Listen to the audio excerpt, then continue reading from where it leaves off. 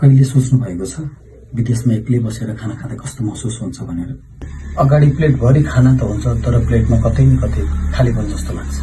घरको भान्साको बास्ना अनि त्यो आमाले बोलाउने आवाज अनि सबैजना सँगै बसेर खाँदाको त्यो खुसी। तर सबै कुरा अचानक धेरै टाढा भएको जस्तो लाग्छ नि है।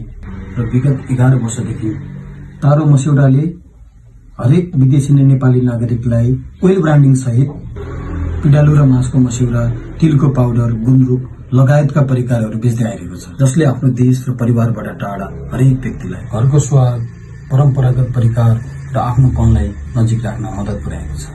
र यदि तपाईँ पनि विदेश जाने तयारीमा हुनुहुन्छ भने जाँदाखेरि आफूसँगै तारो मस्यौडाको मास र पिडालुको मस्यौडा, तिलको पाउडर लगायत अन्य विभिन्न परिकारहरू आफूसँगै लैजान सक्नुहुनेछ, जसले तपाईँको भान्सालाई आफ्नो स्वादभन्दा टाढा लैजान दिनेछ।